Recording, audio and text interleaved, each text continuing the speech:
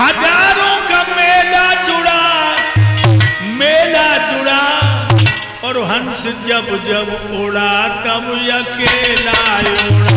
हंस जब उड़ा तब अकेला उड़ा। हंस जब उड़ा तब अकेला उड़ा। मेरी एक बात को समझ लेना लोगों, जाने अब दीनानाथ दोबारा बुलाएंगे भी नहीं है इस गांव में। स्वर्ग ध्वजा फहराने वाले उसी घाट पे आए, स्वर्ण भस्म के खाने वाले उसी घाट पर आए। गुरुदेव दाने पीने चबाने वाले उसी घाट पर आए, बिना कफन मर जाने वाले उसी घाट पर आए। मर जाने वाले उसी घाट पर आए। बिना कफन मर जाने वाले उसी घाट पर आए। लखपति के संग अधेला जुड़ा, अधेला जुड़ा। हंस जब उड़ा तभी अकेला छोड़ा। हंस जब छोड़ा तभी अकेला छोड़ा। हंस जब छोड़ा तभी अकेला छोड़ा। स्वर्ग ध्वजा फहराने वाले उसी घाट पर आए, स्वर्ण भस्म के खाने वाले उसी घाट पर आए, दाने पीन चबाने वाले उसी घाट पे आए और बिना कफन मर जाने वाले उसी घाट पर आए। एक ही घाट है लोगों। एक महात्मा जी भजन कर रहे, सर्दियन गुट्टा में रहे। महात्मा भजन करे, माला घुमा जाए और कांपत जाए। सो हमारे राजवीर भैया जैसे निकले महात्मा कांपत बहु, देखो एक कम्बल फेंक दो महात्मा पर। महात्मा कम्बल ओढ़ के भजन करने लगे। हाय दैया तो लोग चोर चलो आओ, बन कम्बल में झटका मारो और कम्बल लेके भाग दो। महात्मा चोर के पीछे पड़ जाओ। सारे तो ये छोड़े नहीं तू कहूँ जाइए, सारे तो छोड़े नहीं तू कहूँ जाइए। चोर कम्बल लेके गांव में घुसियो, महात्मा मरघट में आके बैठ गए। कान लगे सारे छोड़े ही ना। एक सज्जन बोले बाबा जी चोर गांव में घुसियो और तुम मरघट में बैठे कह रहे छोड़े ही ना। महात्मा कान लगे कहूँ जाए एक दिन यह जरूर है, कहूँ जाए एक दिन यहाँ जरूर आएगा। सच्चा एड्रेस है उसका। हमारा आपका सच्चा एड्रेस है मरघट। राजवीर भैया सुन रहे हो? सुन रहे कि नहीं सुन रहे? हमारा आपका सच्चा पता है मरघट। और मरघट से घर की दूरी का है?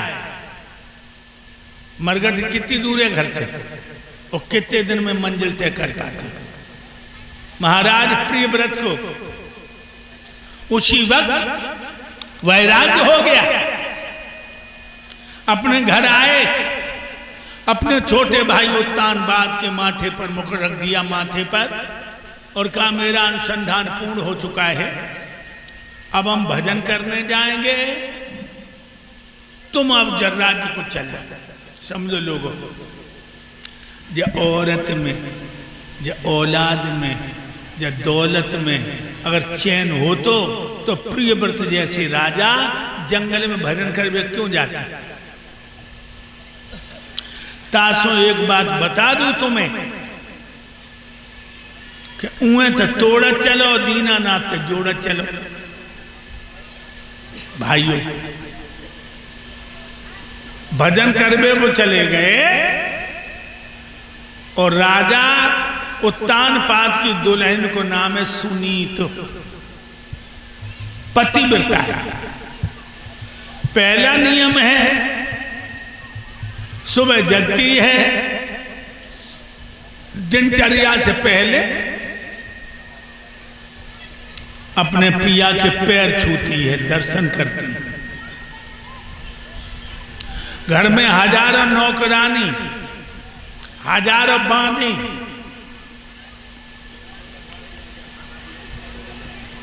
पति को प्यास लगे, नौकरानी तो नहीं कहे और तू पानी लाइए, खुद पानी को भाजे। घर में हजारों रोटी करने वाली रसोई ने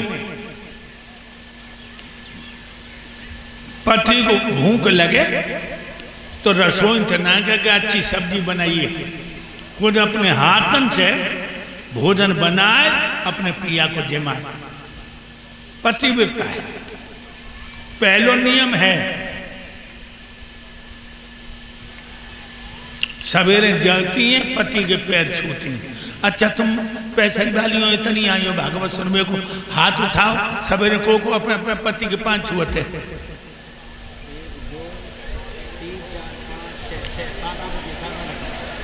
9 हाथ उठे।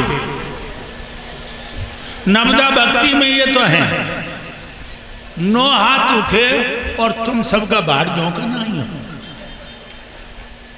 जब तुम सवेरे पति के पैर नहीं छू सकती हो तो तुम बाहर झोंकबे को आई। तासो आज ऐसे सुबह पति के पैर छुए। बहुत सी सोच रही हुई है हमारे तो घर ही ना रहते हैं, जम्मू कश्मीर में तो पाए कैसे छुए। सुबह जगो, पति घर नहीं तो आंखें बंद कर लो और मन ही मन में कहो कि कितनी दूर पे प्राणाधार पहुंचे। न सुबह सुबह पत्र पहुंचे न तार पहुंचे। निवेदन एक ही है मेरे राजा, जहां तुम हो तुम्हारे चरणों में मेरा प्यार पहुंचे, समझो। और अगर आज तुमने पति के पांव न छुए तो अब गिद्दा सुअरिया के पेट में जाइयो।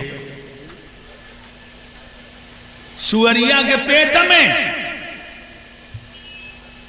क्यों लिखा है, वो औरत वो तिरिया 7 जन्म दुख पावेगी, जो पति से दगा करेगी। तिरिया 7 जन्म दुख पावेगी, जो पति संग दगा करेगी। तिरिया 7 जन्म दुख पावेगी, जो पति संग दगा करेगी। एक बार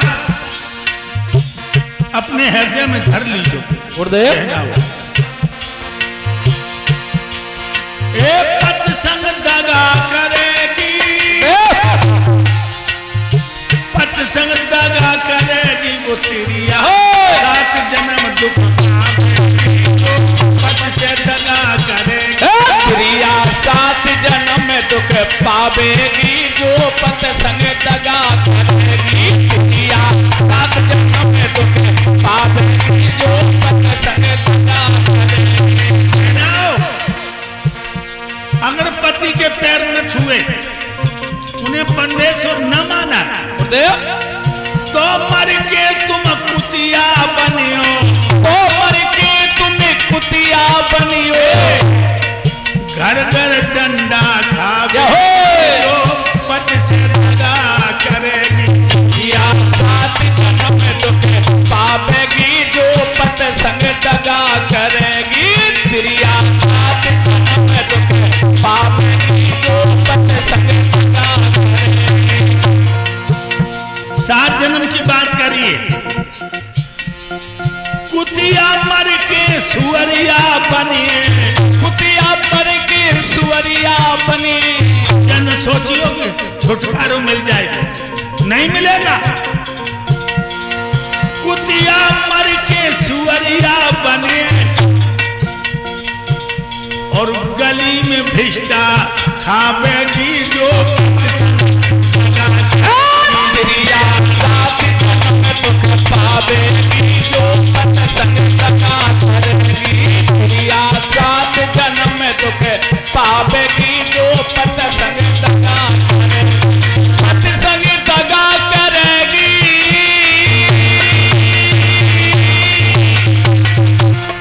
तिरिया पति संग दगा करेगी। तिरिया 7 जन्म दुख पावेगी, जो पति संग दगा करेगी।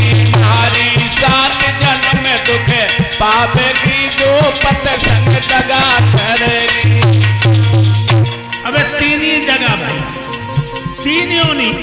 चौथी योनि है। और गुरुदेव सुअरिया मर के चीलब बने हैं, मरे मांस को खावेगी जो सात जन्म में दुख पावेगी जो पत संग दगा करेगी। चिड़िया सात जन्म में दुख पावेगी जो पत संग दगा करेगी। अब क्या हुई गई? चार चीलत मर के नागिन बने हैं, जब बहुत दुखदाई जिंदगी। कैसे गुरुदेव? चीलत मर के नागिन बने हैं और छाती के बल से जावेगी जो सात जन्म में दुख पावेगी जो पत संग दगा करेगी। चिड़िया सात जन्म में दुख पावेगी जो पत संग दगा करेगी। पत संग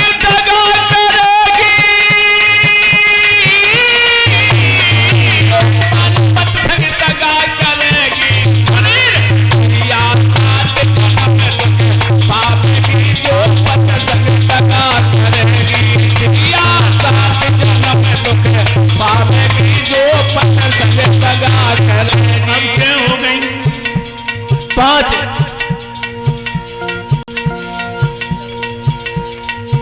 84 को चक्कर है बहना। सत्य है गुरुदेव, सब में भटकना पड़ेगा। चक्कर से पार होना सीता अनुसुईया सावित्री की तरह तुम्हारे लिए कोई कठिन नहीं है। नागिन मर के गधैया बने, नागिन मर के गधैया बने। अरे धोबी के डंडा खावेगी जो पत संग सात जन्म में दुख पावेगी जो पत संग दगा करेगी। चिड़िया सात जन्म में दुख पावेगी जो पत संग दगा करेगी। हो गई। अब 7वीं और योनि है तुम्हारी। कौन? गधैया मर के सियारिन बने हैं, फिर जो रात रात चिल्लावेगी जो पत संग दगा। चिड़िया सात जन्म में दुख पावेगी जो पत से दगा करेगी। चिड़िया सात जन्म में दुख पावेगी जो पत संग दगा करेगी। आगे पत संग दगा करेगी। चिड़िया पत संग दगा करेगी। चिड़िया पत संग दगा करेगी। चिड़िया सात जन्म में दुख पावेगी जो पत संग दगा करेगी। चिड़िया याद रखिए बहनाओ। और उस मर्द की क्या हालत होगी जो पत्नी के साथ में विश्वासघात करता है। मर्द वो 14 जन्म दुख पावे गो पत्नी से दगा करे गो। मर्द वो 14 दुख पावे गो जो पत्नी से दगा करे गो। मर्द वो 14 जन्म दुख पावे गो जो पत्नी से दगा करे गो। इसलिए तुम जन समझियो कि तुम्हारे कहानी नहीं मालूम है।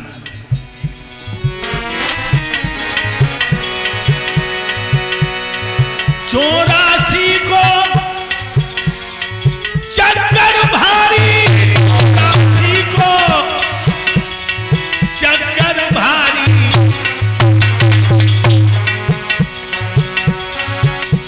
और अधोगति में जावे वो दुल्हन के दगा। 14 जन्म दुख पावे गो पत्नी से दगा करे गो। पति है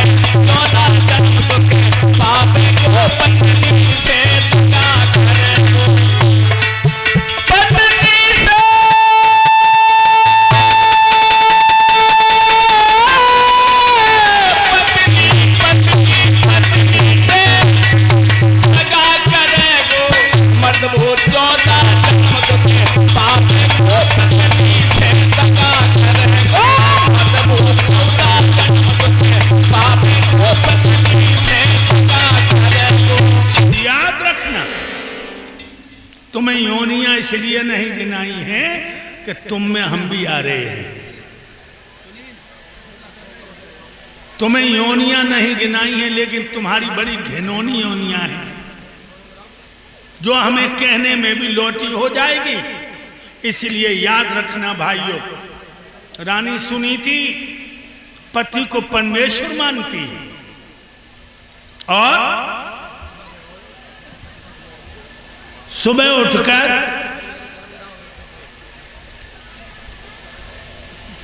पति को प्रणाम करती है।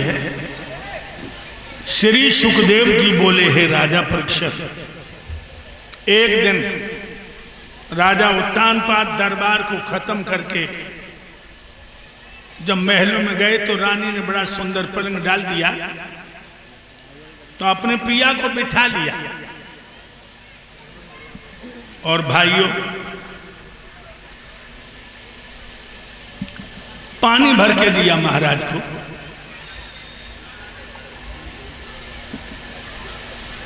पानी पी करके लोटा जमीन पर रख दिया। रानी घुटनों के बल पिया के पैरों पर बैठ गई और गोदी में सर ढुलका दिया।